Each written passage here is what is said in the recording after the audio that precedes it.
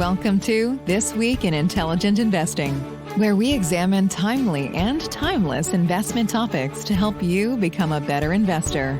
Enjoy authentic, unscripted discussion featuring Chris Bloomstran, Phil Ordway, Elliot Turner, and other thought-leading investors. Brought to you by MOI Global. And now, here is your host, John Mihaljevic.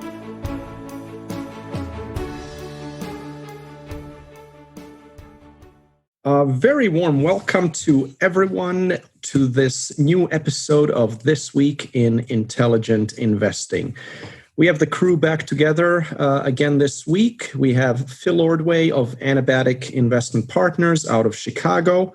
We have Elliot Turner of RGA Investment Advisors in Stamford, Connecticut, and Chris Bloomstran of Semper Augustus Investment Group in St. Louis, Missouri. And that's also the order that we're going to go in today. So, Phil, I'll turn it to you. Go ahead. Thanks, John. So last week, for anyone who listened, you caught what we did then was a blind valuation exercise where I had two companies side by side with just the financial description of each. And I kind of laid it out to Elliot and John and Chris to see their thoughts on it before we did the big reveal. And it worked out pretty well. I thought it generated a really interesting discussion, at least from my perspective. We got some good feedback on it. So I thought I'd keep that ball rolling a little bit with just a slight twist this week. We're going to do two new companies, but with one in particular, but really both that tie into just a much broader discussion of a lot of the things we've been talking about the past few weeks. So with no further ado, I'll jump right in. You guys have all their numbers in front of you, so I'll give a brief description of each and then let you guys kind of chime in and opine with your thoughts if you want to put either a valuation guess or, as for anyone who missed it last week, Chris absolutely nailed the one company by calling it out and actually naming it. If you want to try that again, feel free, be my guest. So company A this week should look pretty typical for a lot of people in the last few years. It's been growing the top line at a prodigious rate over the last 5 years. It's at a 30% compound annual growth rate in the sales. Margins have been high, but at least they started out low and now they've gotten quite healthy. The gross margin's been in the 30s. The operating margins climbed from the mid-single digits to kind of the low to mid-teens. It's gone from burning a lot of cash to what looks like will be at least a slight cash generation this year.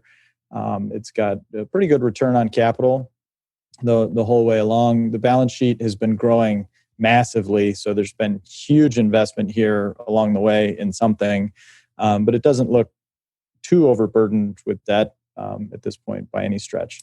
And in the other category, in company B, I will say, by the way, again, both of these companies are somewhat similar, at least for illustrative purposes. They're at least directly related in some way. And they're both U.S. listed and U.S. domiciled public companies. Company B, to contrast, has actually been growing very, very slowly on the top line. This year will actually take a slight step back on the top line and a slight step back in margins. Looks like it's projected to have some sort of big restructuring charge or write-off. It's going to be unprofitable at the net income line, but still reasonably profitable above the line, and still generating quite a bit of cash. And it's been generating quite a bit of cash the whole way along. Returns on capital are certainly average to maybe slightly above average, paying big dividends the whole way along. Balance sheet has grown with one big leap there, so I think anybody would spot that right away and say that looks like maybe there was an acquisition. But the balance sheet now has quite a bit of debt on it, so we'll have to evaluate that as it comes. So that's kind of the high level lay of the land. We'll put the link to these actual numbers up in the show notes. And by the way, there was a mistake in last week's, which I've fixed, so I apologize for that. But anyway, anybody care to jump in? Chris, John, Elliot, whatever you guys care to point out, and then I'll do the big reveal and tie it back into a couple things that really stand out to me about both of these companies. Well, you're going to not like me again. You know it already? Well, I own B, so it took me about 30 seconds. All right, so these are the real numbers. By the way, I should have done the preamble again. I didn't try to disguise the numbers. These are actual numbers, actual historicals, and current consensus FactSet numbers for 2020 with as few adjustments as necessary. And so why don't you recuse yourself from Company B? But I should also reiterate that this is not a long or a short recommendation by any stretch of the imagination. Unlike Chris, I don't own either one of these and I don't short anything. So by no even implied, I don't want anybody to take away from this that this is an implied recommendation in either direction. So with that, do you have Chris, let's start with you though. What are your thoughts on A, maybe in contrast to B, since you know B so well, just don't name it and you can sort of walk through it then. A or B rather, because I own it was so obvious and you hit the nail on the head in your opening remarks. There was a major acquisition, and for a business that does, you're showing 65 billion in revenues, down from 19 revenues. There was a big jump from 18 to 19. So there was a major acquisition here. You could see it in the capital structure of the business. When you see total assets jump up from 98 billion to 194 billion, and the intangible number there jumped from 38 to 103, for a business doing 60 plus billion in revenues, there would be very few, if any, no other candidates that would fit that bill. So I think, you take A and, given your comparator last week to kind of show, a business that's a lot more mature with a margin structure that's been in place for a time versus, a business that's parabolically, if you will, growing its top line, kind of growing into itself. You think, what are the competitors to be? So, A can only be one other business as well to me. I don't know if you want me to name them or no. No, you're too much of an expert. I'm going to have to start then shaving a decimal place off of these or something because you're too. Let's come back to you because I want to hear some more unvarnished thoughts from John idea. And Elliot, and then we'll tie it back in because you'll probably have some valuable things to add about where I'm trying to go with this as well. Yep. Yeah, I'd be happy to jump in and, give my totally uninformed perspective here. I'm giving these numbers a look for the first time. I try to come in totally clean today. Sounds like Chris did too, but instantly recognized it. I'm not in the same boat here. Company A, clearly impressive top line growth. One of the things I like to see off the bat is as they're growing, their gross margin is going up pretty nicely as well. EBITDA is a little bit all over the place, so there's definitely something slightly funky going on there. It had been growing considerably and taking a big step back this year despite higher gross margins and good growth in the top line. That could be goofiness from the FactSet estimates too, so I wouldn't get too hung up on that. Got it. Okay, yeah, fair enough. Because EBIT itself is actually going up pretty nicely. So I'm like, what am I missing here? That is the number that FactSet shows, but I would ignore that for all intents. Okay, yeah, I will ignore that then because gross margin and operating margin are scaling with the business. So this thing's obviously growing. And interestingly, I think, this will be their first year of free cash flow positive, after CapEx. So, obviously it's kind of nice that this thing exists at the inflection or is at the inflection. ROE is pretty nice. They've got quite a bit of growth in their total debt as they've scaled, right? Net debt has gone up quite a bit too. So they use debt to finance a good chunk of their growth. But assets have grown as well, not as much as debt, but they use the debt to grow things. And they're getting the results, at least in getting to position of positive cash flow. A company like this, I think, definitely deserves a fairly nice multiple. It's hard to, what I like to think about is a justified PE or price to sales, knowing what an out year margin structure should look like. So it's not quite at maturity on their net income margin, but with where they are at about 10+%, you'd be willing to pay at least 3 times sales on an EV basis for some, or actually on a market cap basis for something like this. So talking at least, you didn't give us units. I'm going to assume that's 24 billion in revenues. So something like, in the ballpark of 70 to 75 billion for the market cap.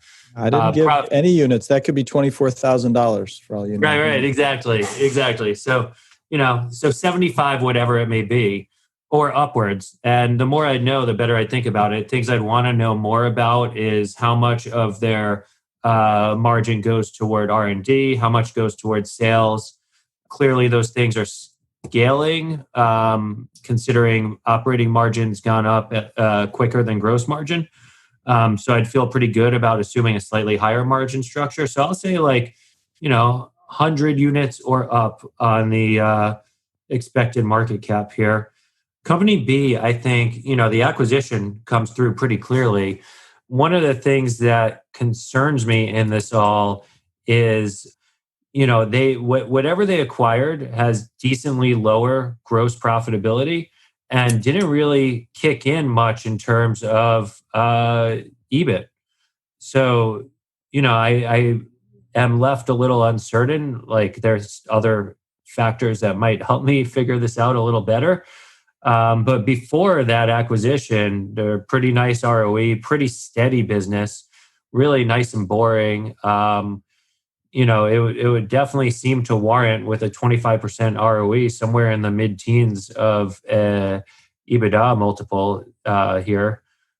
So on that business, 17 units, we'd be talking somewhere like 200 or up on the market cap.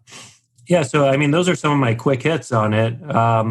Definitely would be curious to know a couple more things. But yeah, that I would be concerned about what happened with the gross margin. Would really have to dig into that a little bit, like what this new business is like and what the rationale was for.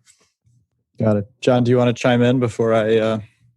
Yeah, maybe just real quick. Elliot covered pretty much everything I was going to say. I think Company A is probably something I wouldn't buy.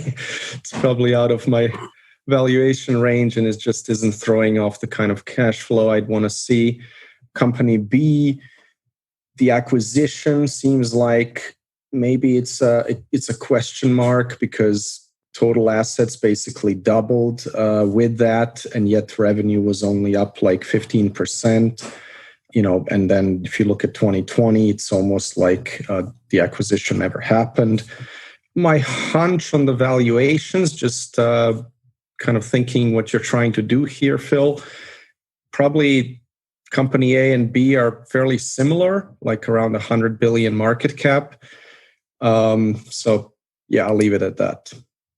All right. Well, those are both very educated, good common sense guesses. And so unfortunately, I'm going to have to be more careful next week because I now that he mentioned it, I did remember Chris talking about this before. So, and if you own it, it would stand right out. Company B is Disney, which Chris has, I think, alluded to, or maybe I've just read about it somewhere. But so that one did jump right out to him. And then once you have the throw in that they're somehow tied together, I think it's probably pretty easy for him to jump over and realize that Company A is actually Netflix. And the reason that I picked Netflix and Disney in this case was threefold. One is that Netflix was the highest returning stock in the S&P 500 over the last decade, ended in December of 2019. So, and again, there's a lot of cherry picking in that data. It's an arbitrary period of time, but the stock went from under $8 to over $320 during that period. It's now well over $500 because it's up so much this year. But that's a 4,000% return or 45% a year compounded. You actually got a second chance to buy it after the Quickster debacle in 2011. But even over the last 3 and 5 years, the numbers are shockingly consistent. So 38% compounded over the last 5 years, 41% compounded over the last 3 years, and that's through yesterday. So this thing has been an absolute home run in every possible way.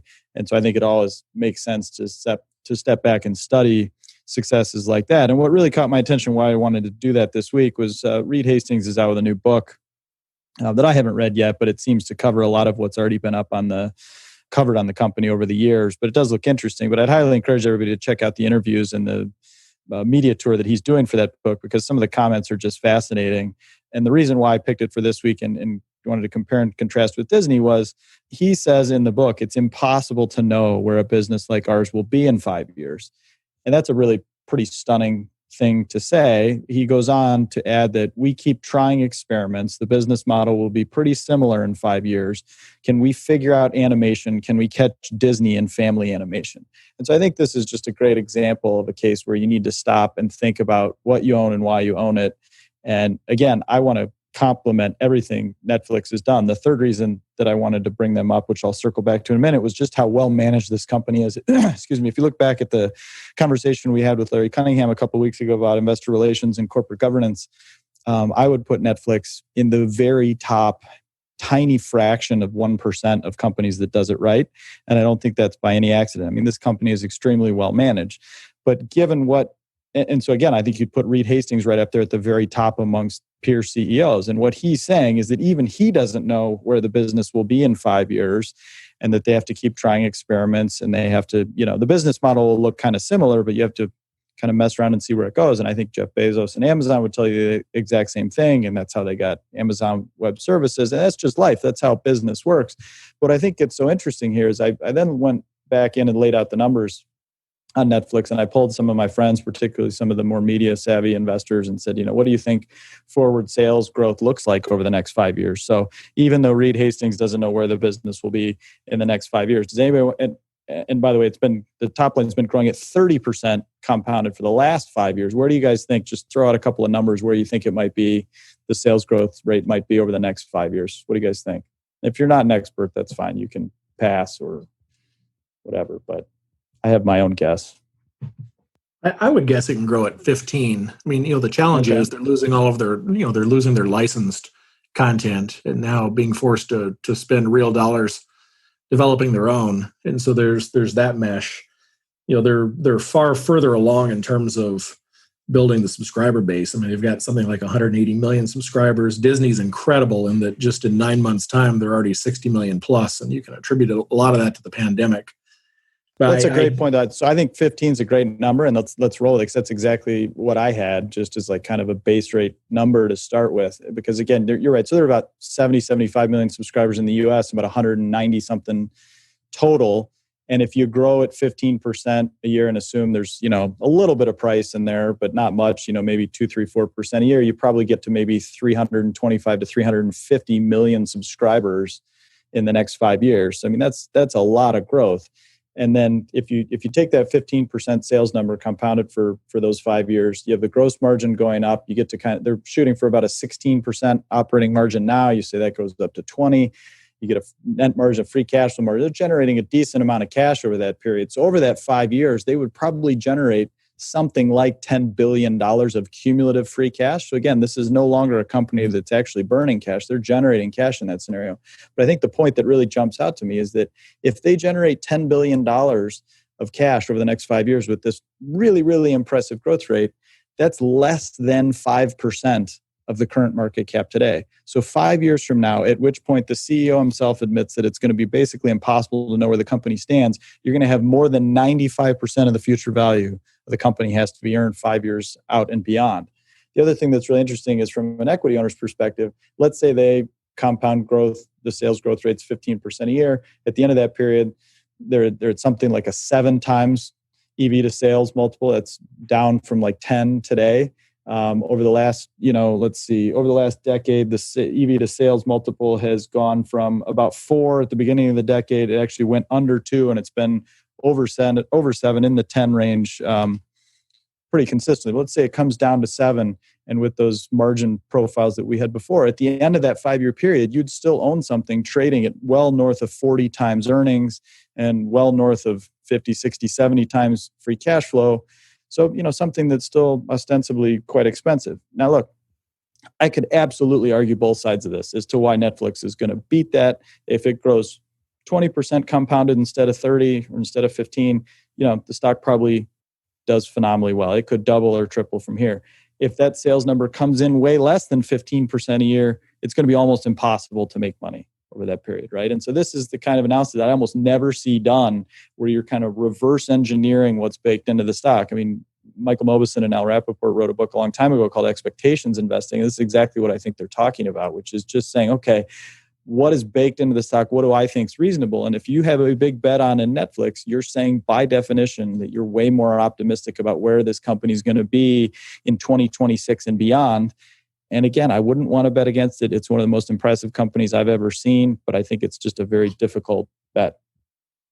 When you define free cash here, Phil, how are you getting to free cash? Are you backing off CapEx, or are you considering? Yeah, so this is operating cash less CapEx. Now, it gets a little goofy with a company like Netflix. They're actually quite good. And one thing I want to go back to and praise is their communications and investor relations effort is truly A+. So they actually have all sorts of documents on the website, very clean, very plain English. They define free cash flow, and it's actually operating cash less all investing cash. I mean, it's as simple and straightforward as it could get.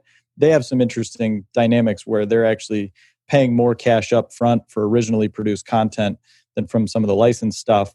So, there's going to be a factor there, maybe 1.5, 1.6 times kind of understating cash flow vis-a-vis earnings because of the timing differences there. And again, over long periods of time, it won't really make a huge difference. So again, I think as you kind of roll this forward, they're either going to keep signing up new subscribers or they're not. I mean, again, to their credit, they actually have quite a bit of an ability to kind of flex through their business model. They actually say that as they plan the year and as they look towards setting guidance, so they actually do still offer quarterly guidance, they'll actually look forward and say, here's what we think revenue will look like. And then they go backwards from there. And so they can actually target a margin on that basis and spend accordingly. So I think a lot of people would have accused them of spending like drunken sailors for the past 5 or 10 years. But I think it's actually quite a bit more thoughtful than that. And then when you go back in and look at the way they've structured their corporate governance practices, they have an investor kit on the website with individual living documents that are updated in a real-time basis. I mean, it just brings tears of joy to your eye to read some of this kind of stuff. An entire document about the long-term view of the company, top investor questions where they lay out the stuff that they get pinged with a lot. And these are not softballs. These are hard-hitting questions about stuff that really matter, not some sell-side analyst asking, how should I model the tax rate next quarter? That kind of nonsense. These are the questions you'd actually want. On a quarterly basis, they not only publish a very good letter to all their shareholders, but they do what they call an interview where all the senior executives sit down with just one sell-side analyst. Again, they have to exclude the sell-side completely. One sell-side analyst curates inbound questions and comes up with questions of his or her own. And then all the executives sit around and have a very thoughtful discussion. So it's not the usual, hey guys, great quarter, congratulations. How should I think about some obscure nonsense for my model that makes absolutely no difference to anybody? It's one of the more thought-provoking conversations you'll ever hear, and it's just fantastic. They've got a whole document up there about the culture. They even have a tutorial up there about the accounting treatment they make. To your question about free cash flow, I mean, it's really just truly one of the more thoughtful episodes you could ever have on an investor relations and corporate governance website. So I have to give them a lot of credit for that. Where I scratch my head on comparing the businesses, Disney and Netflix, which gets the two get compared a lot. And you're really comparing Disney's, media properties, their broadcasting properties, to a Netflix. With the loss of that licensed content, the amortization of their content library is a number that's going to approach, $10 billion, let's say, this year. You take Disney's content. They come out with a movie like a Mulan or Black Panther. They've got this content library that spans backwards decades and decades. And they can bring some of that old content back, and they've got this, what the Disney folks call tentpole business, where the movie lends itself to merchandising, it lends itself to the creation of a TV broadcast series, modeled after the movie, it lends itself to attractions at the theme parks. And they've got this extraordinary ability to monetize their media empire, and I wonder in a Netflix case, if you're having to create show and series after series in a world that's, very quickly, especially in this pandemic, hurtling toward DTC and over the top, how durable is the Netflix content library would be the real question I'd want to know. I mean, I watch very little TV, so I'm the wrong guy to ask. But when I talk to lots of people about their impressions of Netflix, it's the loss of some of that content that was licensed leave me wondering how valuable is what's being created, and perhaps that amortization of intangible number is the right number. You build a show and it's only got a 1 or a 2 year shelf life, and it's not something that can be brought back out for the ages like a Disney would be. That's the real question in my mind. And getting to a like market cap where there have been moments this year where Netflix had a larger market cap with Disney. I'll say on your sheet, the one nuance to the progression of the revenues. Really, it's because we're sitting here in this COVID downturn, and obviously you think about the moving parts within Disney that are just flat on their back, parks and their experience business, the cruise line. Revenues are down for the last quarter, something like 85% year over year. the cable and broadcasting, they're not publishing. They went through a long period where they weren't airing live sports, which really deferred the rights of those costs to the future. So the profitability was not down as much. But putting the Fox properties, media properties together with Disney would end doing on the order of maybe $60 billion. Fox's revenues that they picked up in the acquisition were about half that. So when you look at the numbers on Phil's sheet here, and I'm sure, John, you'll put them online again, the incremental growth from $59 to $69 billion year over year, that was only a fraction of a year from the $30-ish billion they picked up from Fox. And then you get this decline from 69 to a projected $65 billion this year. Well, that number ought to be closer to 80 plus, pushing $90 billion today. So if you do with the Disney, what I think you need to do and suspend 2020, probably suspend 2021 from valuation, look at this enterprise as, it existed at year-end 19 and where it would have been in 2 or 3 years. And, I get to a business that'll be doing $90 to $100 billion in a couple of years in revenues. Yeah. So to your point, they actually do publish estimates, and they are at $92 billion by 2023, fiscal year in 2023, and 97 by September 2024. So totally fair point. If I could jump in, I'm long company B as well, and that just really goes to show Chris's prodigious recall on some of these things, and it didn't even strike me at first. I've spent a lot of time looking at the pieces of the business, and I do, kind of agree that's where it's headed. But I want to maybe push back a little on what company A could look like thinking out a few years, because, the hardest thing to think about with Netflix is what's their steady state content spend required to maintain their subscriber base at a more mature level. So that 15% growth over 5 years, you're talking about like twice the sales base down the line. But there's the chance they could, kind of grow gross profit at decently faster clip than they grow top line. Like they could theoretically choose to grow sales, grow their COGS no more than about, call it 20% over that time while sales double. And then the cash flow prowess of the business is like so much more. There's not that much more investment in the operating infrastructure they need. Like with their scale, they don't need that much more in sales. With their R&D, like there's not that much you need to research and develop beyond what they do already. So I'm not owner of shares in the company, but I do think there's considerable potential to exceed the $10 billion cumulative cash flow over 5 years, and to the extent that they don't, it's a choice. Yeah. On their sell side conducted quarterly call, I do find that a little bizarre. Like I love that they publish a detailed letter. And I love that their call cuts the nonsense of reciting a letter. But at the same time, I feel like there's a perverse incentive structure there where in order for a sell-side analyst to maintain access and get the publicity that comes alongside being the one to conduct the quarterly call, there's like a disincentive to speak negatively of the company in their own reports. And there is a disincentive to ask some of the harder questions. And at times I felt some of those hard questions were shied away from on their calls. I tend to listen. That could be true. And I agree. There's no such thing as perfect here, but I can't fathom how this would be worse than the typical sell side 9 cheerleaders on a call, round table of trying to peg next quarter's line items in the income statement. So I agree. Like, could this be better? Yeah, of course, everything could be better. But I think if you look at the written stuff that they put out, I mean, they're not ducking the hard questions, generally speaking. I think the level of transparency and candor here is, again, in the top fraction of 1%. I'm with you. Like, I don't see really the need to have a pure gatekeeper in that regard. Maybe somebody internally could do it. But I mean, even the Berkshire meeting has made pretty good use, in my opinion, of having some sell-side functionality as kind of a filtering mechanism to ask questions at the annual meeting. So I think this is maybe just another example of that. And yeah, as to Chris's question, I mean, that's why I actually wanted to include Disney, not because I find them at all necessarily comparable, although they do go head to head to a certain degree. They're obviously very different businesses. And the whole like Disney is X,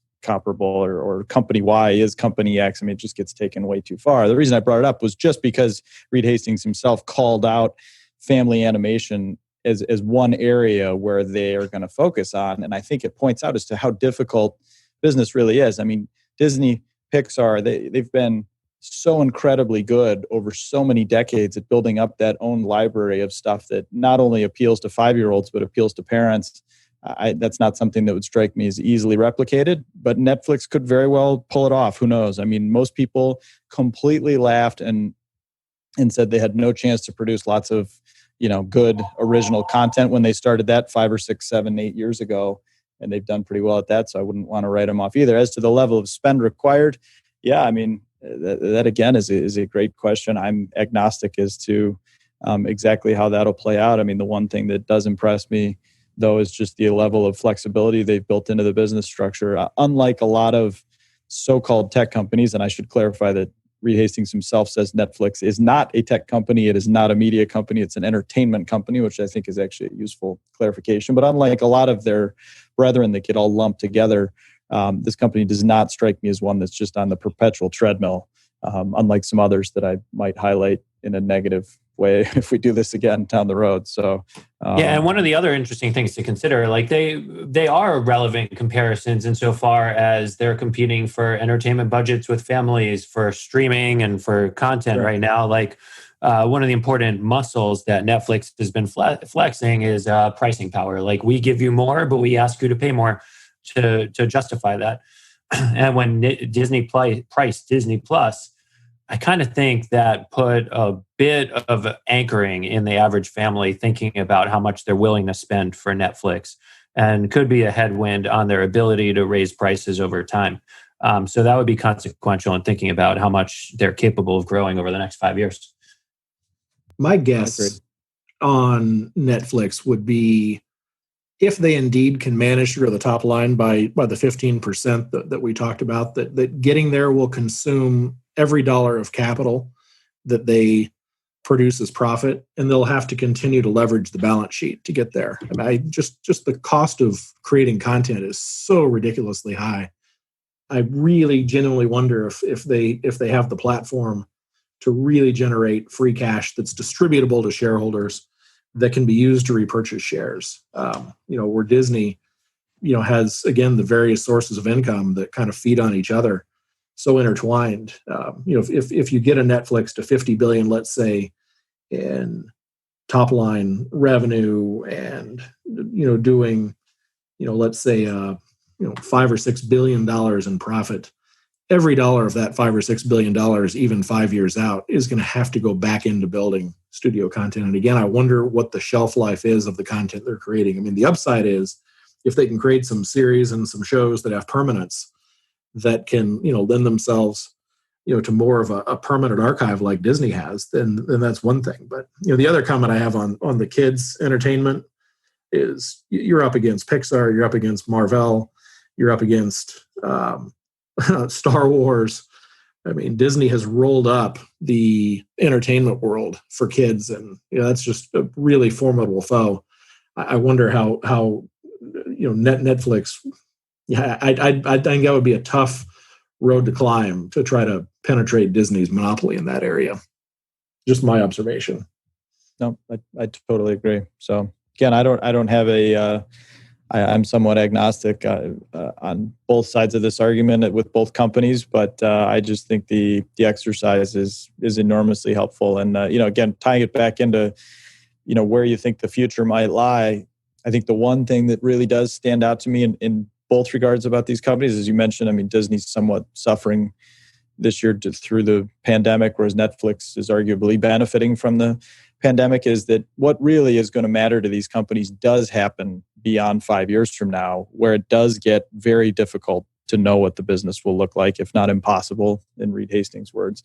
What I think you see increasingly in a market like the one we have is short-term bets on those long-term outcomes. And you just see all of these very opinionated people making bets with real money on those long-term outcomes when they're really not thinking through the long-term outcomes. They might just be focusing more on very short-term stuff that really does get lost in the wash. I mean, I think there's no doubt that Netflix and Disney are both incredibly successful, prosperous businesses, and they're both going to do some version of well or tremendous over the next few years. But what that really looks like and actually prospering as an investor is a very different thing.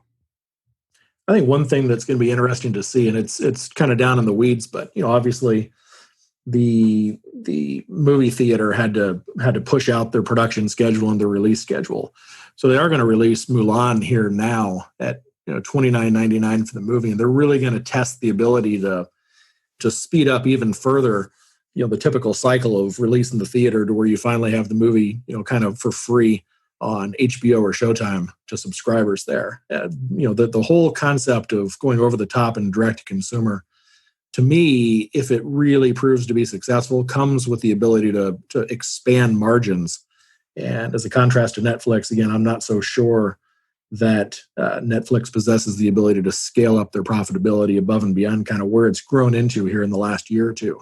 A lot of upside to Disney to make this thing work properly, and they're really good at it. All right. Well, I think we'll leave it there. Let's move on to Elliot with your weekly topic. Sure. Yeah. This week, I want to talk about sports betting. Want to talk about the industry, some of the companies involved. And, I'm just generally a sports junkie, so it's something I've always been interested in. I'm still a little depressed about last night's Islanders heartbreaking loss. So heavy heart about this, thinking about sports, but, it's still interesting. And I think a lot of people are coming to the conclusion that there is a big opportunity here. Clearly, with the DraftKings SPAC IPO, there's a degree of, I want the pure play American bet on this, and I'm willing to take it, price be damned. So, there's definitely some market interest, though there are some uncovered opportunities out there. It was really interesting to see IAC, which is a position we hold, take a meaningful stake in MGM and speak up the opportunity in iGaming and sports betting. So, really smart investors and smart companies are coming to this conclusion as well. So really what paved the way to this opportunity here? In May 2018, the Supreme Court overruled PASPA, which was a bill passed in the 1970s that basically said if sports betting wasn't legal in your state, it can't be legal from here. So obviously in Nevada, it was legal. Delaware was actually the other state that squeezed in, though it was a lotto with very limited gambling. And I didn't realize until I was working on the space that you could have actually bet on some sports there. It was New Jersey who brought the legislation and was really at the forefront of pushing to get this there. So they were the first state post PASPA to go live. We've now had 22 states legalize and regulate sports betting. Another 18 have legislation pending. So you could get 40 total states with legalized and regulated sports betting by 2021. But interestingly, across the pond in Europe, the markets are already fairly mature. There are a slew of companies overseas that have pretty established presence. And as other states have legalized and regulated, the traditional Vegas operators have been largely left out of it because by virtue of what worked in Vegas in a sports book, in some ways it was either a lost leader or call it a lead gen opportunity for the casino. Sports betting brings in good people to do other things, to bet in other areas, to sit down and watch a game while ordering lots of food and drinking lots of beer, all kinds of things that generate good profit pools for casinos. So they never really developed know-how and never developed capabilities for what worked in a digital world. So I think that's one of the trends that I think every episode so far, we've talked something about stuff moving online from the brick and mortar world. And I think it's no different in sports betting. So as things have moved online, you have different opportunities and different kinds of products emerge as more important than others.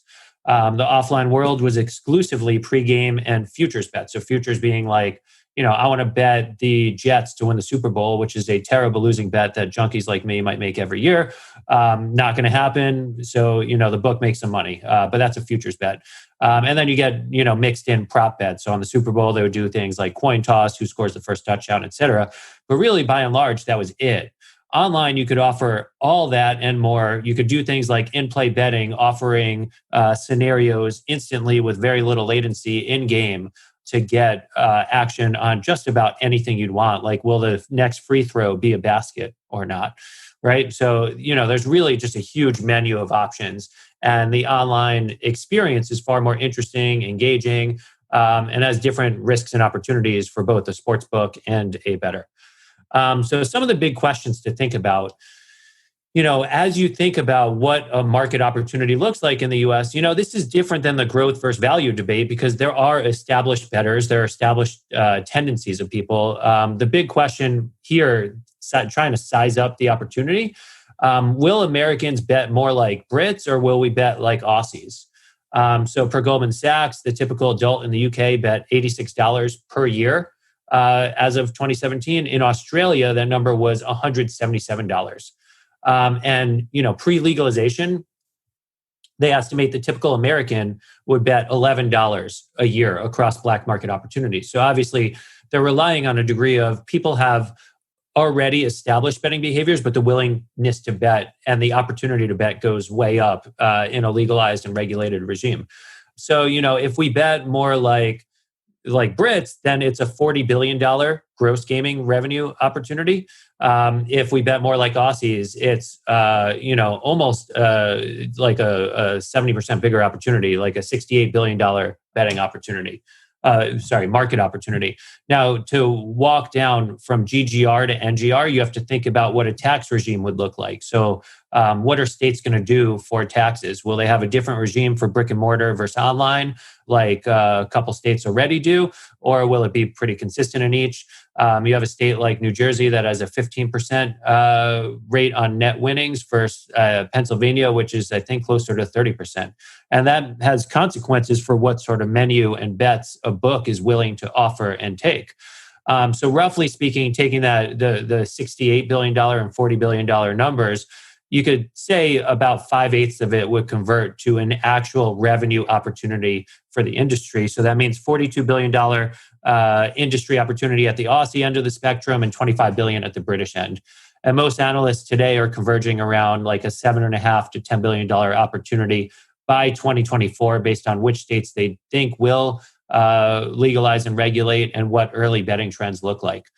And then you could think about ways to play it. So full disclosure, Oblong Canby. Canby is a really interesting company to me. They are a B2B operator that serves lines and risk management to sports books around the world. But really, they started in Europe. They were spun off and created out of Unibet, now Kindred. They have done the back end for DraftKings, though at the end of 2021, they will lose that. And SB Tech, which DraftKings acquired, was their foremost competitor in the B2B space for in a lot of ways. Though Side Games is also there. DraftKings acquired their foremost competitor and will be leaving them. But they now have a long-term contract with Penn to offer both Penn Gaming's own app and the Barstool betting app, which I think is going to be something that's interesting in the market. And they also recently won Churchill Downs, who formerly their Bet America was built on SB Tech that I mentioned DraftKings acquired, but Canby's going to be doing the back end for them now. And obviously the market, I mean, if you sized up, if you were to speak in innings terms of what inning this opportunity is, I kind of think, and I think the industry consensus is like, we might not even be in the first inning, but let's call it the first inning. So there's really, really a lot that's going to happen and a lot that can change. And there are several different ways to play it. So you have the brick and mortar companies, so like the MGMs of the world where IAC is. You could think about front ends, so companies that are built on top of these B2B providers like DraftKings had been, or something like Flutter in Europe. William Hill is another similar. They specialize in sports or online gaming. You then have media companies. A lot of smart people I've spoken to think media companies are going to be big winners in this. These companies advertise mightily. The average high quality lead, I'm told, costs about $500 per conversion, which is like way up there in internet advertising terms. So like media companies have an interesting role to play in this. And clearly Penn believes strongly in that, having acquired Barstool to drive their sports betting strategy. And then the technology providers like Canby. And then one of the other things to think about is like, what's the cadence of sports legalization and what's the cadence of legalization and regulation going to look like across the U.S. And I'm thinking, COVID put a real stress on budgets at the municipal level. There could be a real impetus to get things done quicker than there had been before. I know my state, Connecticut, was kind of like, we know it's going to be legalized and regulated, but there's a lot of fighting over who gets the fruits of that. And so they were willing to take their time trying to figure it out between the tribes and, the commercial enterprises fighting for an opportunity and a role to play. But now there's a sense of urgency, like the budget was already tight and now they have to get this done. Like, why pass up on the opportunity and have people drive a state over to place their action? So, it's really cool to be able to do this podcast and have a high level athlete along with us and Chris. And, I know you guys at least appreciate sports. And I was curious if you have thought about sports betting, have thought about the market opportunity, any ways to play it, or have any thoughts about some of the big names in the industry, and just generally the investing opportunity when you could almost size up some companies as like ongoing enterprises with good earnings and a huge like growth opportunity on top of that, how you think about those kinds of investing opportunities. So I could turn it over to you guys after this, little preamble. Well, Elliot, you're nice on the athlete comment. I was actually, for a couple of years when I got out of school, a better blackjack player than I was athlete. So I spent a lot of time in casinos thinking I was going to professionally play blackjack, and really did. I mean, counting cards is an easy thing to do, and found it just incredibly monotonous. But I had a lot of observations on how the different games paid out and what the odds were and where you really had an advantage. And, I think blackjack is probably the only game in a casino setting where a player can play with skill enough to have a 1 or 2 or even 3% at times advantage over the house. But that's, I don't have a lot of expertise in this area. I have really more questions than I have insight. My first question would be, given the size of the market that you just laid out, if we look more like the UK or maybe even somewhere less of the UK, if we're going to wind up being a $40 billion total addressable market, how much of that's already in these stocks? I mean, as you were talking, I just pulled up the caps of Flutter, which has FanDuel, Penn, and DraftKings, and combined, it looks like they're already about $40 billion in revenues. And I've looked at William Hill, and to me, you're right, it's mature business. Do you think this industry, so I'm asking a couple of questions in one, but do you think this industry's margin structure winds up looking like a mature William Hill with a mid-20s EBITDA margin and a kind of a net profit margin of around 10? Because if that's the case, the question really is, how much of the market as it opens up and more states approve gambling is already in the names when these stocks have gone just straight up here in the last few months? Yeah, it's interesting that it took sports stopping during COVID for people to start appreciating the extent of the opportunity here. William Hill had been languishing for a long time until the last few months. I think you have to distinguish between the front ends and some of the technology providers, and you have to have an opinion on a couple things.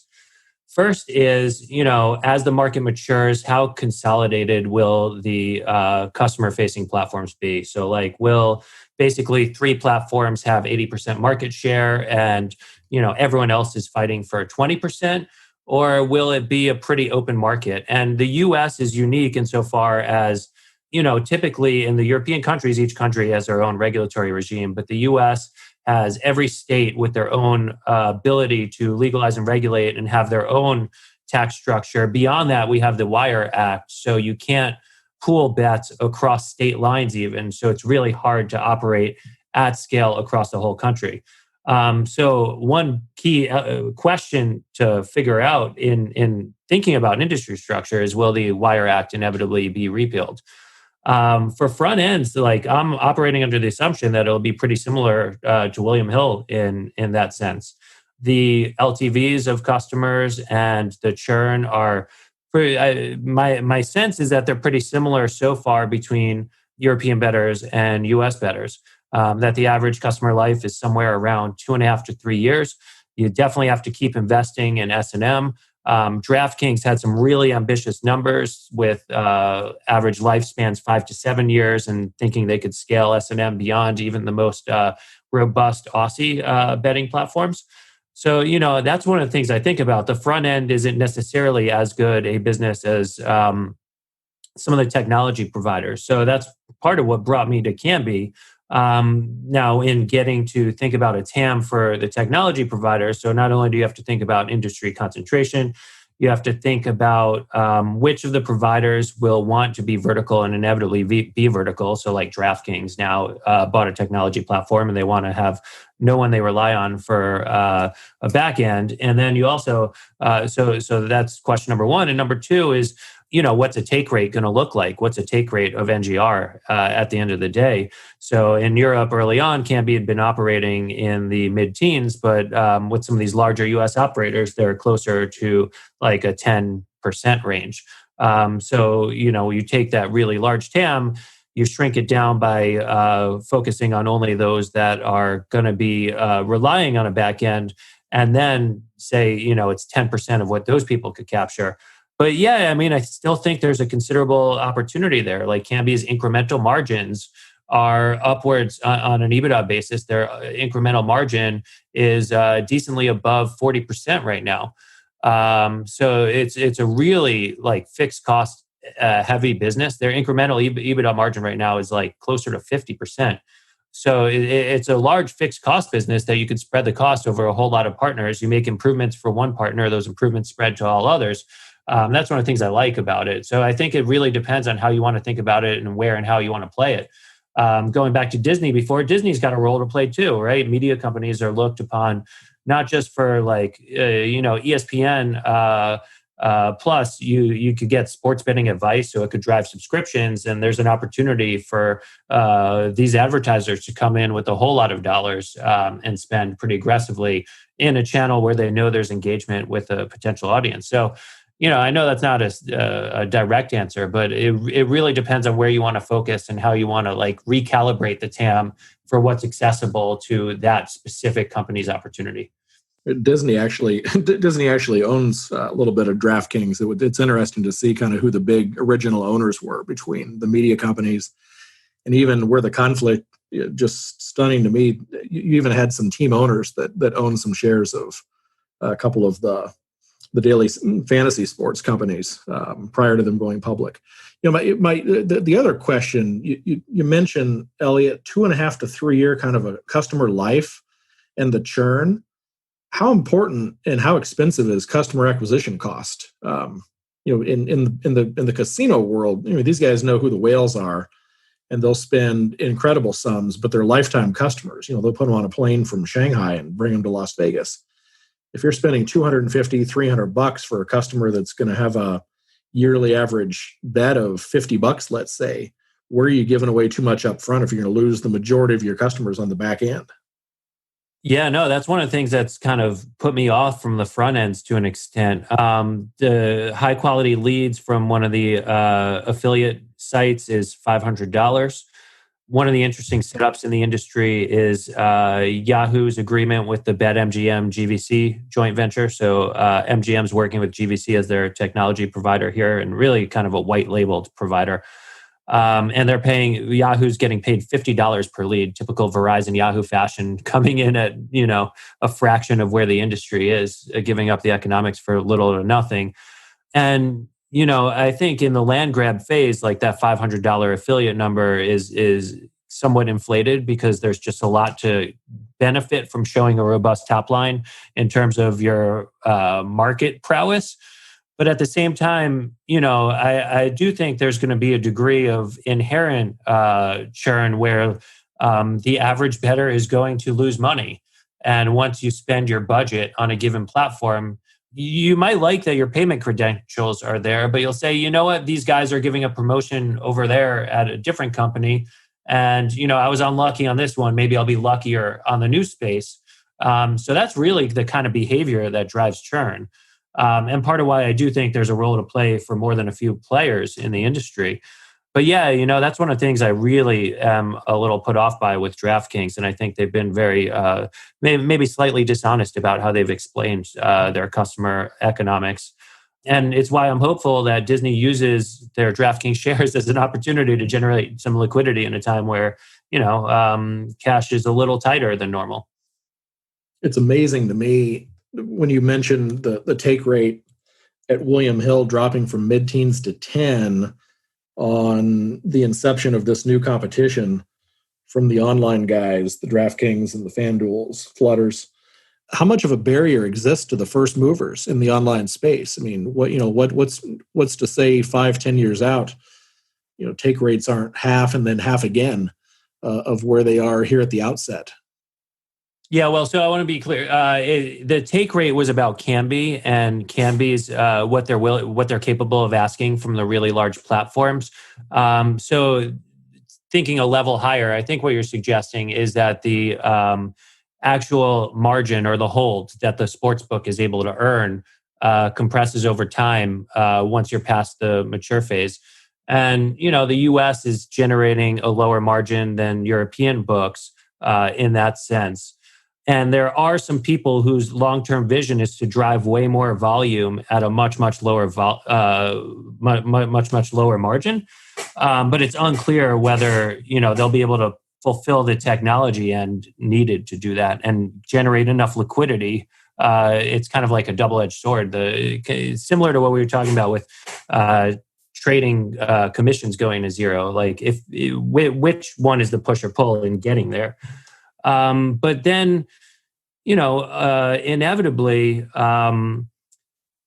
there's a certain degree to which there's inertia from the existing contracts. So the new contracts that are being signed are pretty long-term in nature. And I do think that the technology providers at a certain scale will have a little bit more leverage over the books themselves because they're chasing a moving target. So the farther the industry gets toward maturity, and the more investment that's already gone into building a back end, the harder it'll be for someone to start from scratch to either buy or build. There are just very few assets to buy. That's part of why DraftKings paid so much for a really subpar asset in SB Tech. But yeah, those are all tough questions. And it's part of the challenge in the whole industry, thinking about where it goes, how it goes, and what the path to getting there looks like. It's one of the things that fascinates me with this so much too. Just all the game theory that's involved. So you had one other part of the question that I wanted to answer, and I'm blanking. What was the very first part? Well, I was really curious about the competitiveness and the first mover advantage of. Oh, yeah. So there's a really good story about that because I think in Europe, the consensus had been that the industry had reached a degree of maturity, and there were the established players who everyone was thinking had their role to play. And these young upstarts, Bet365, came in, and they were looked upon, frowned upon by the industry. I'm speaking secondhand off of stories that people have told me and what I've read. But Bet365 is kind of like the elephant in the room globally, though they've been a little slow and maybe methodical in pursuing the U.S. market. So they came in maybe you call it like the fifth inning of the European opportunity, and they became the beast of it all. So I do think there's some degree of first mover advantage because those who are early are still doing pretty well in Europe. But at the same time, I don't think you need to be a first mover to win long term. And I think there's opportunity for people who are getting their structure wrong now to kind of course correct, as you see with Churchill Downs changing their back end partner, as you see with IAC kind of pushing MGM a little more forcefully to think about the digital opportunity and make it better because their offering is really, really subpar so far. So yeah, it's definitely not game over. There's some first mover advantage, but I think it's often overstated as a barrier to entry, more so than it is an actual business advantage too. Particularly if they don't have pricing power, which I can't see how they would. Yeah, exactly. Right. Especially the more sophisticated bettors could shop around and, have an account at multiple platforms and just take the action where their bet is going to be cheapest. Right. They're kind of like what you said with blackjack. You could engineer about a 3% edge. In the sports betting world, you could, if you're incredibly skilled and you have a good algorithm that you're working with, you could generate, 1.5 to 3% edge yourself. So you're going to be very sensitive to the pricing of lines. And there's a degree of inertia across platforms in where lines go, especially when a lot of the books are kind of lazy and unsophisticated, and they really only want to have a sports book to check a box to round out other casino options, they'll simply just scrape lines. And where they lose is in risk management. So they're willing to lose to these more sophisticated bettors. The best of the platforms, though, are going to be a little different, and they're going to be a little more sophisticated, and they're going to try to protect their margin. But yeah, there's only so much difference that you could offer in price. Like a lot of that's going to be commoditized in that sense. Totally think so. Phil, you want to jump in at all? I don't have a whole lot to add that would be all that insightful. I mean, like Chris, I counted cards in my early 20s and kind of got that out of my system and haven't had a whole lot of thoughts or interaction with this world since then. I mean, I think it's obvious that it'll grow. I think just like, at least in large parts of the world, the, legalization or regulation of alcohol and tobacco and marijuana and gambling, all that kind of stuff. I mean, people have had an interest in doing that for many, many years, to say the least. And I think that'll continue here. But I think just like all those other industries, because it's such an obviously lucrative area to go after, I think the competition is just very likely to be vicious for some number of years until there's some sort of shakeout. So I'm certainly the last one to offer any insights as to how that'll play. It's just not an area that I've spent much time looking at. I mean, it'd be fascinating to see how it plays out. I mean, anecdotally, I wonder how many people are going to change their habits right away. And I, to Chris's point, it's just not clear to me which specific areas or which specific companies will emerge as relative winners, even though it seems pretty obvious that the whole thing's gonna take off to a large degree. Elliot, do we know anything about kind of why people do sports betting? Is it to make money, or is it to kind of have more fun while watching an event or a game? Yeah, so that's a good question, because one of the funny things I've encountered in this is there's what they call the American and the European perspective on what the answer to that question is. And I think it's kind of like the typical American attitude. U.S. bettors tend to think they have an edge and want to win, and it's about making money. The European perspective is more along the lines of this is good, fun, structured entertainment that exists parallel to something people really enjoy to kind of supplement how they engage with sports. And so it's led to some cultural rifts as some European companies have come here and been a little more aggressive with risk management than the Vegas legacy industry has been used to. But, I kind of shake out, like, I tend to love nuance in general. I hope and I think it's a little of both, right? It's fun. It makes the game more interesting. It's social. And if you're good at it, you really truly can have an edge, a small edge, but an edge. I'd put the group, John, in three buckets. There's the entertainment value crowd that Elliot talked about. My grandmother, who played slot machines for years and years and years.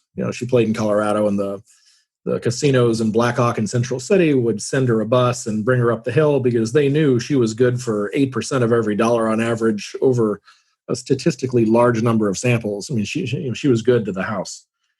You have addicts in the sports betting world that, the guys that would use the bookie at the golf club and get way up and get way behind, but wind up with the take being so high, it's really hard to make money over time. And then to Elliot's point, you have pros. I've got a friend of mine who thrived on the DraftKings and FanDuel platforms and really made a good living. He did that professionally. He had a real job, was doing it on the side, and realized he could make a hell of a lot more money, playing those games in various sports, especially. And I won't tell you which sports he was playing. But they cracked down and they turned the screws and they made it a little bit more difficult. Obviously, the pandemic changed all that with sports going away for a few months. But in the last couple of years, he had told me he had transitioned his game to the real casinos, where the lines and even in the games where he would do an inordinate amount of research and really, had a genuine advantage over even the house. It's just that much different of a game and that much tougher.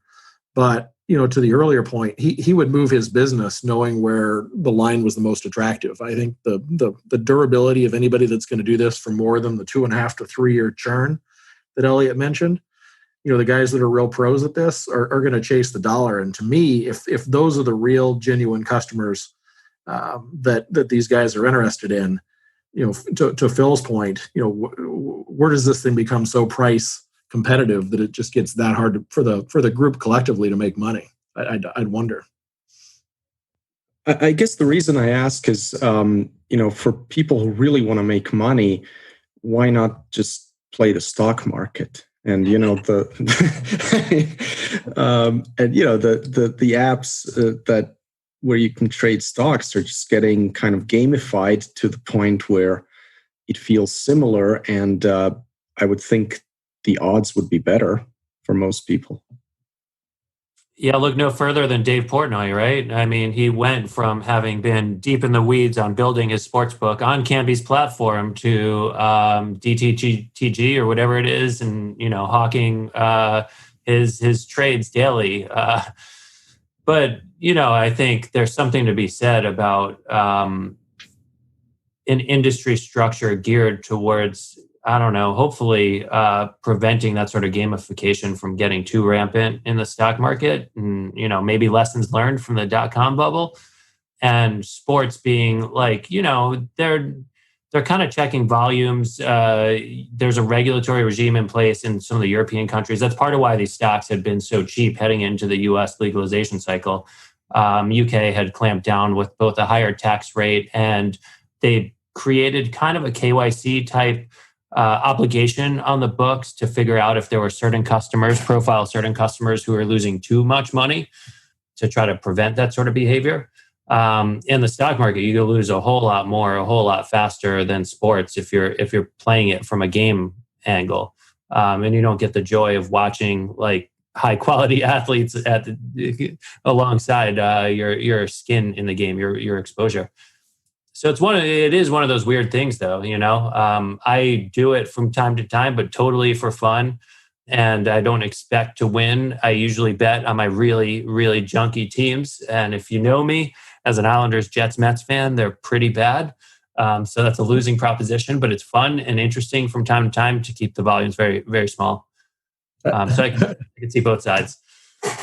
I would observe on that point to the UK regulation. The UK is a nanny state, and with most of our states bankrupt, as soon as they legalize sports betting and online gambling, and they generate that revenue stream, I don't see the U.S. being anywhere near the regulatory risk that you've got in Europe. They're too dependent on the revenues, whether it was the tobacco revenues from the lawsuits or in any of the spigots that get open. I don't see that the state of Missouri here is going to be overly concerned once they've legalized on the handful of folks that take it too far and lose all their money.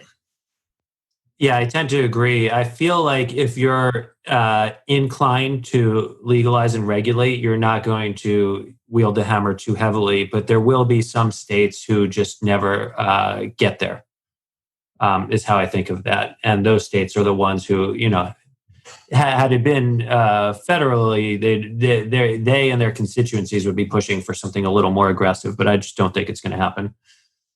On the regulatory front, Elliot, off the top of your head, are there any money laundering AML type issues in the online betting world?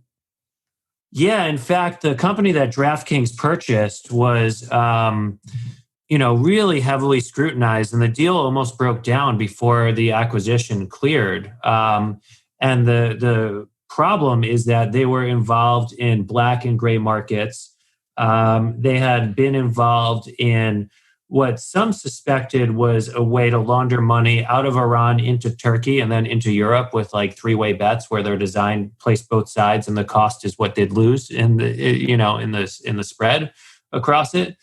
So there's some quirky things that have gone on. I was surprised to see DraftKings bite for the whole thing, because when the deal broke off originally, they were going to kind of siphon off the black and gray market operations and make it a pure asset purchase of the technology side of things. And, something changed in DraftKings where they decided, okay, I'll be damned, we're going to pay above what we were rumored to have been paying before and buy the whole thing. And I think there's something a little off with how that all played out. But yeah, I mean, in some ways, it's like, which kind of money laundering is there? In the US, as I mentioned that stat, there's $11 bet per US adult anyway right now. And that's all black market. So one way or another, that's a kind of money that's unclean in that sense. So by legalizing and regulating, you take that black market and make it clean. But then there could be creative ways for someone with bad intentions to kind of use bets to move money in weird ways. Though I think the more sophisticated companies are good at recognizing screwy behavior and precluding it from actually getting in play. Interesting. Thanks. Okay, well, I guess we'll go to Chris for your weekly topic. Sure. I didn't give a lot of time to any particular topic, and so I thought what I would do is kind of rehash, pull out of the recycling bin, John, the topic that I talked about in Zurich a year ago, June, at your get together. I talked about what I called the imperative of no, which to me are really just all the reasons in the investment process where you get to a red flag or you get to a roadblock and you simply stop. And, I think, we've talked about governance and various other issues here in the last few weeks on the podcast. I mean, this is one that when you boil down the reasons that we stop, business understandability, business quality, and then price being kind of the last thing that we all collectively have talked about that we look at, I think we can take this topic as a very general topic and talk about it in, numerous sessions, in the weeks prospectively. There's just a lot of moving parts, and there are a lot of reasons why you'd start and stop the investment process. So the understandability to me is always kind of the first thing that we go to. And, I've got industries and businesses that I just don't want to own. Leverage at the outset is something, we're always is anathema to us, which is an immediate stop. I've had businesses that I've owned in industries like private education. We've owned Apollo Group a couple times when they were growing and thriving. And we saw regulatory risk coming and backed away. And when the environment when we became incapable of understanding where the regulatory threat was headed, we kind of banked our profits and moved on. And in the subsequent years, the thing just imploded. They were regulated to death. They got in big trouble for paying admissions bonuses. And ultimately Apollo, which wound up being the biggest school in the country by enrollment, which was incredible. It's the University of Phoenix and a couple other brands. They got huge, and kind of in the wake of the regulatory burden, rolled off to where the thing was actually going to fail, and a private equity firm that was a good friend of President Obama's wound up buying it for pennies on the dollar. And I wouldn't even be surprised. I mean, I remember Apollo, and I'm going off on a tangent already, but I mean, they had like a $15 billion market cap at the peak and 400,000 or 500,000 students. And I know, revenues got up to maybe $5 or $6 billion. They were really profitable, generating kind of 15% profit margins. And I want to say the whole thing got bought out for a few $100 million just a couple, 3 years ago. It was stunning. Anyhow, an industry, I think, is a great example of understandability. To me, pharmaceuticals, be they branded pharma, big pharma, generics, biotech, it's a world that in my 30 years of investing, where I've spent a lot of time doing a lot of research, have owned a number of companies meaningfully, Shearing Plow, Merck, Mylan. We even owned some Sanofi. I owned a biotech that wound up being a disaster for us. But in large part, wound up making a lot of money and spent countless research hours reading through, various studies, clinical trials, phase 2s, phase 3s, trying to figure out what was next. And at the end of the day, realized, circle of competence being so important that I really didn't know what I was doing. And for a lot of reasons, got lucky in industries that, because we had some price discipline, wound up buying some things when there were issues and trouble and making money. But, after 30 years of investing, spent 26, 27 years thriving, and finally realized this is just too hard. And, there are companies that we've owned, that we've observed, I think a lot of success comes down to success in the R&D pipeline. And for a lay investor, for an outside investor with no medical or scientific background, to think that I could read a phase 3 trial and look at efficacy studies and safety profiles and try to figure out what's going to happen next is too hard. And I'm not even sure the managements of the companies that run some of the big pharma companies really have a handle. I mean, you just saw a recent breast cancer study, deep into a phase 3 at Pfizer, kind of blow up and go sideways. So, you look at a company like Pfizer, who had Lipitor, which when it was on patent grew to be the biggest drug in the world. It did something like $150 billion in lifetime revenues. Well, Lipitor was acquired via the Warner Lambert acquisition, and they probably had 8 or 9 years of patent protection. Warner Lambert did not have the distribution sales force that Pfizer had in place, so it was a great deal. But I don't think when Pfizer bought it, they knew it was going to be as big as it was. And at its peak, it was something like a quarter of Pfizer's revenues and probably half of their profitability. And I remember early on, so right about the time we were starting the firm, our kind of original anchor family client had a number of branded drug companies in the portfolio they'd owned for a long time. In fact, we still have a few shares of Merck that have like a 2-cent cost basis. But Schering-Plough, I remember the whole group in the late 90s had gone through this period where there was just huge success in a handful of big drugs. The group had earned very high 30-40% returns on capital for a long time.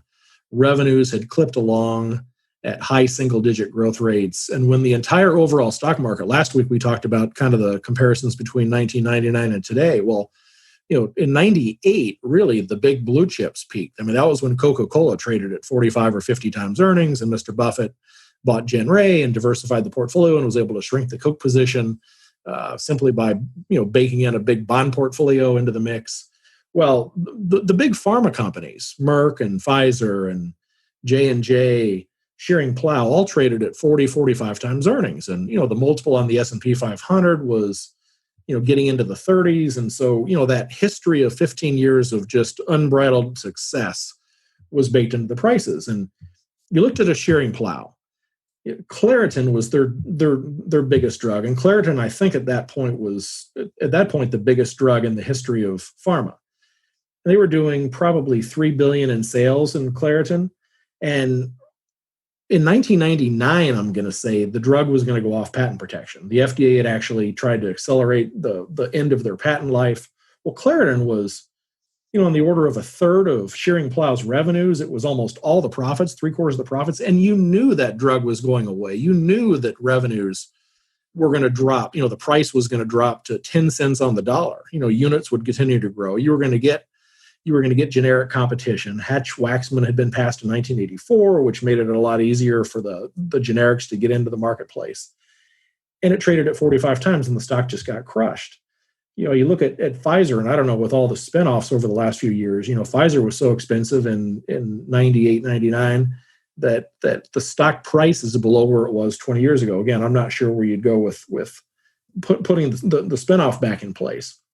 You look more modernly. I mean, you just had the closure of the AbbVie Allergan deal. I mean, Allergan reminded me a little bit of Valiant in that 100% of their profitability was below the line, and you had this extraordinary history of write-offs and write-downs. It was really profound in the Valiant case. But you go back and look at Allergan's income statement and the extraordinary items, ignoring acquisition expenses, yet they had rolled up a lot of their business. They had bought Actavis, I think. They bought a bunch of things. Well, Botox was flatlining. They were losing Restasis, their eye drug.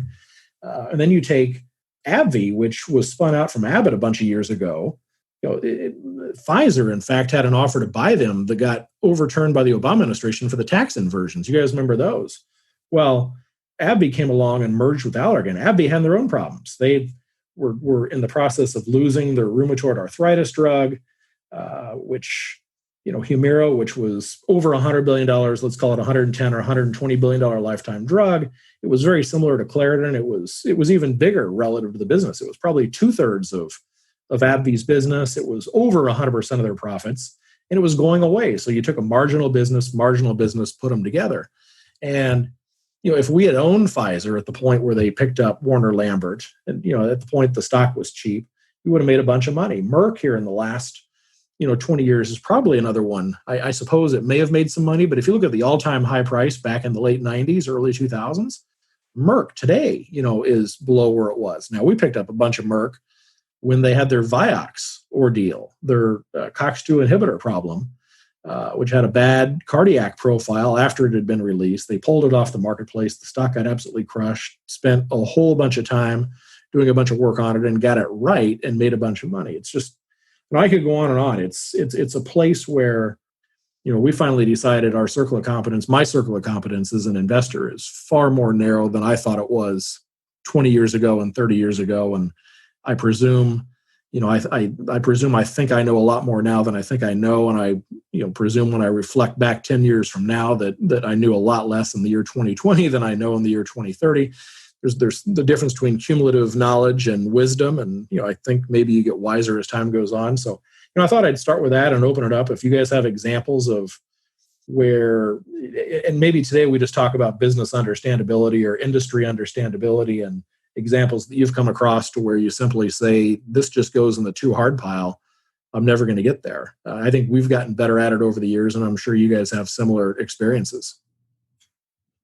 Yeah, I totally agree. I think I might put the sports betting industry, all the considerations there might qualify that way for me. Certainly pharmaceuticals and biotech, I've never even tried. Oil and gas is an industry where I learned, thankfully not too much the hard way, but with some firsthand experience, that it's just not one for me. And like you said, I think you're probably doing it wrong if you're not getting more humble the older you get, as opposed to more arrogant or more sure of yourself. I think it's pretty normal for, bright 20-something-year-olds to discover this business and think they've got the world by the tail, and it's almost always wrong. So you need to be constantly learning and expanding what you know, but that tends to create more awareness of how little you actually do know if you're being intellectually honest about it. So that's certainly been my experience. And yeah, I think it's just the number one thing that I try to do right away as a filter is, can I understand this business and the industry it operates in? And if there's just no hope,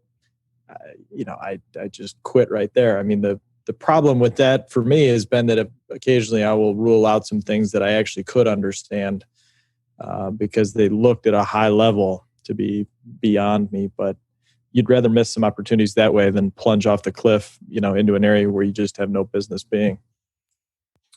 Yeah, no, I agree with a lot of that. Obviously, I don't agree that sports betting might be too hard, but to an extent, I think some of it is, and I honed in on an area that I appreciate. A couple of areas that I tend to stay away from, though, I try not to have blanket rules that I'll never go near them. But the auto sector, most of semiconductor space has been really hard for me to tap into. I have a hard time with complex industrials and conglomerates. Really just have a very challenging time understanding strategy and the moving pieces in there. Stay away from certain markets. So anything that's over reliant on China in particular, I view, in terms of like understandability, I really just don't understand the motives and of the government there, and whether they'll let American investors ever make money. And by make money, I mean take money out.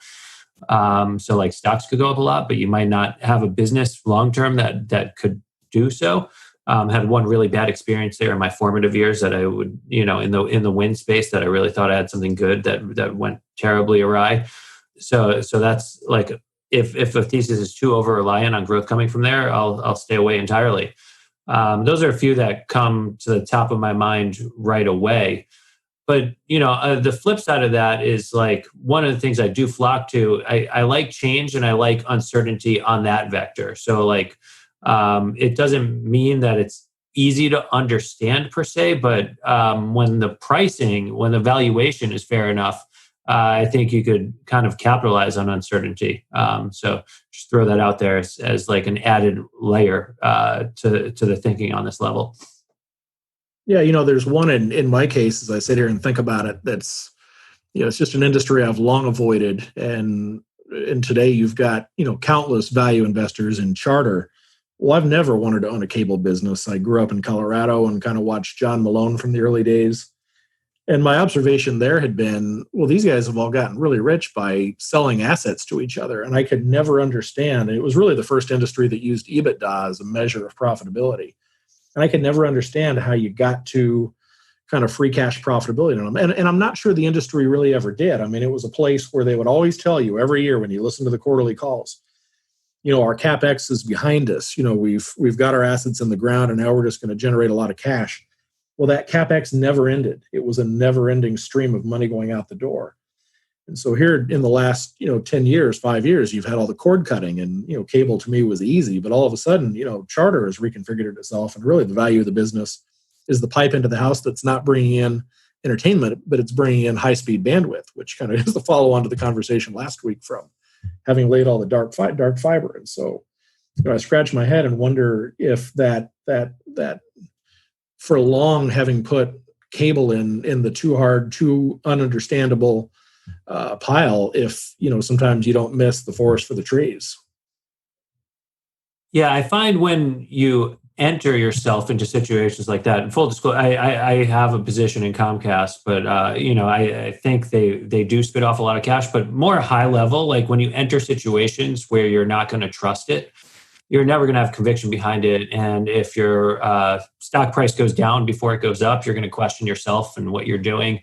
And so it's hard to see it through. So like you inherently have to avoid those kinds of situations. So like the areas that I tend to stay away from, I've either been burnt or fear that when things go wrong, I don't have the staying power for whatever reason it may be to see it through. And I think that's important. So you're not missing. The market's big enough, right? We could turn over enough rocks. We get enough no called strikes. Could sit there waiting all day. I mean, kind of an infinite sequence of opportunities. Rule number one, I think, is survive, right? Or don't lose money. One and the same in a lot of ways. So avoiding those kinds of areas, even if you feel like you might be missing something, is extremely important and helpful. And it's hard as a lay investor as well. When you're not running the business, you haven't spent an entire career in an industry. And I'm not even sure that a lot of the really good sell-side analysts on Wall Street really thoroughly, understand the business, having not been operators inside the company. But a lot of capital allocation boils down to luck. I think a lot of it understands knowing what you own. I think to me, maybe the greatest act of capital allocation, and you'd scratch your head and it wouldn't be intuitive, but I think perhaps the greatest transaction ever made was when Steve Case sold AOL to Jerry Levin at Time Warner. I mean, AOL was there in the early days of the internet. They had signed up everybody for their online news. Everybody had a at AOL email address. And there wasn't much to the business. They didn't have the durability of what Google was going to eventually bring to the party and all the various other new tech players. And they wound up taking a real business in Time Warner with real assets and real durable cash flows and profitability.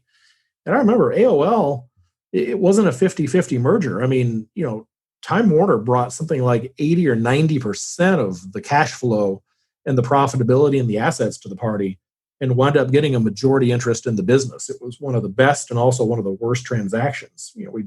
Last week we talked about the dark fiber and the fiber optic guys when, Williams Communications was building out their network. Well, you had Global Crossing, and I'll not forget this one because it was another Colorado connection, but Quest wound up merging and being acquired by US West. So, Joe Naccio was one of the early pioneers in communications and was there with Quest laying their own pipe with rights of way, and wound up at the end of that game. There was not a plausible chance that you were ever going to generate $1 of free cash on all of that enormous CapEx that had been spent.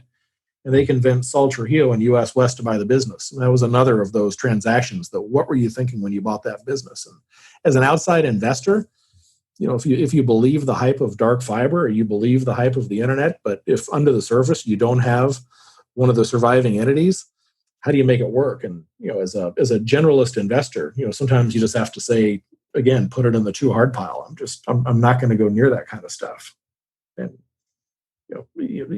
obviously, if you're Saul Trujillo at US West or you're Jerry Levin at Time Warner, they didn't understand it either, and they gave away their businesses. And those were, again, two of the most egregious examples of capital mistakes that you could have made. And part of that comes from the power of being a bigger enterprise and being a bigger CEO. But boy, they did not know what they were getting when they made those two acquisitions.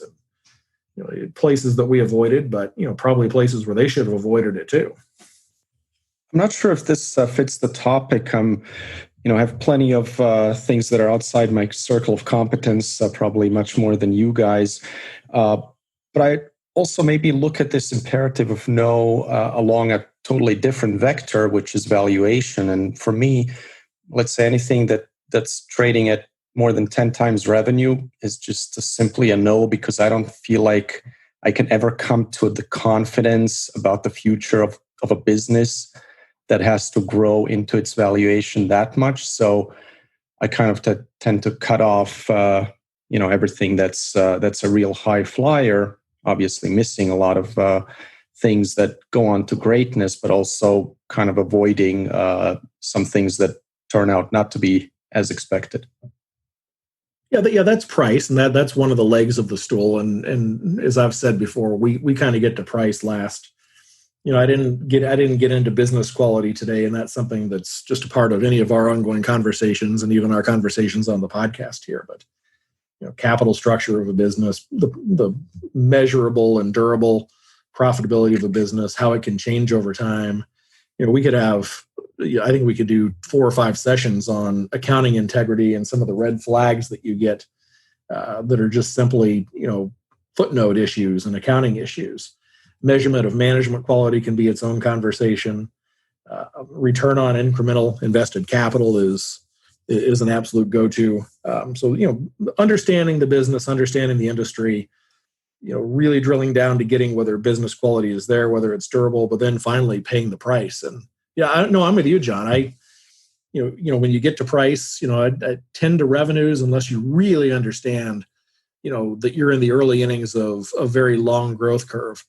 There are very few industries and businesses that will develop the durable margin structure to justify a 10x price, unless you're a very young early company. I'll throw it back out. You Visa or MasterCard, right? So unless you are young or you have an extremely amazing margin structure. Yeah, and even there, those are still two businesses where there's still a lot of cash transactions that are done globally. I think the runways there are very long. But you take those two businesses at their highs here recently, and you've got 50% after-tax profit margins, which is just incredible. I've never seen better businesses in my life. But are they worth 50 times earnings on a 50% after-tax margin as businesses that are much bigger than they were 10 years ago? But price is always the final measure. But those are two businesses where they're very easy to understand. Understand where they have the durable competitive advantage against anybody else in their fields. Business quality is clearly there. They do wonderful things with capital. And I get to the very last measure, and that's price. And it's been a huge mistake of mine to be anchored in traditional valuation yardsticks with those two businesses because I've never bought them. And when they were trading in the low 20s to earnings, and you knew that the growth curve of their franchises were incredibly long. The two businesses that I mistakenly never bought them in. They're two of the most expensive mistakes in my career because we've spent a lot of time researching them and understanding, kind of the drilling down to the fundamentals and how they work. And to John's point on price, I've never gotten there. So, I hope, I'm learning at least that when you find a business that can grow, detach yourself somewhat from the anchoring process that you go through and become a little more of a visionary. But I'm at 10x to revenues or 20x to revenues. I'm yet to find one where I've been willing to pay that kind of a price, even on an incredibly high margin structure, because I have a hard time looking out 5, 10, 15, 20 years and assuming everything that has to go right is going to go right. Okay, any concluding thoughts, anyone? So I guess we'll wrap it up. Thank you so much, guys, for this fascinating discussion. And thanks, everyone, for listening. Looking forward to having you with us again next week. Goodbye for now. Thank you for listening to This Week in Intelligent Investing, brought to you exclusively by MOI Global, the research-driven membership organization. Learn more at moiglobal.com.